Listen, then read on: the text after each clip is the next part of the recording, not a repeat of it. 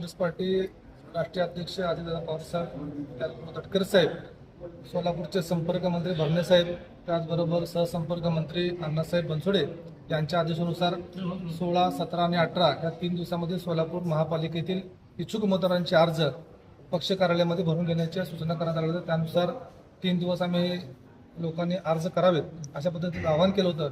आज त्याचा पहिला दिवस, या पहिल्या दिवशी जवळपास 122 लोकांनी इच्छुकांनी आज अर्ज भरलेले आहेत। उद्या आणि परवा असं अजून 2 दिवस या ही अर्ज भरण्याची प्रक्रिया चालू राहील। भाऊ, खरं तर कोणते मुद्दे घेऊन आपण या निवडणुकीला सामोरे जाणार आहात? कारण भाजपकडून विमानसेवा असेल, पाण्याचा प्रश्न आहे, ज्याचे टेंडर देखील जाहीर केलेला आहे, असे मुद्दे घेऊन ते समोर जातात। आपले कोणते मुद्दे असणार आहेत प्रामुख्याने, काय सांगू? सोलापूरच्या विकासामध्ये सध्या ज्या ज्या घटना घडलेल्या त्यासाठी महायुती तिन्ही पक्षाचं ह्यामध्ये क्रेडिट आहे त्याच्यामध्ये।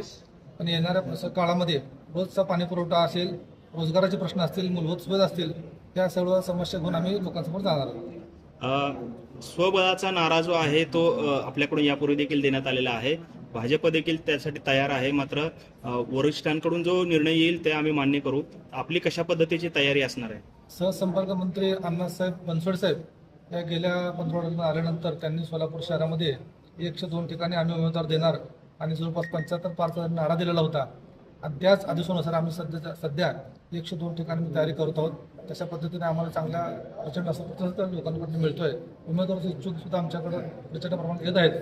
ह्याच्यानंतर जर काही कुठली घटना घडणार असेल किंवा त्या संदर्भात चर्चा असेल ते अण्णासाहेब बनसोडे आपल्याला बोलतील। पुण्यामध्ये दोन्ही राष्ट्रवादी एकत्र येत आहेत, तसा प्रयोग सोलापूरमध्ये करण्यासाठी काय मानसिकता आहे का?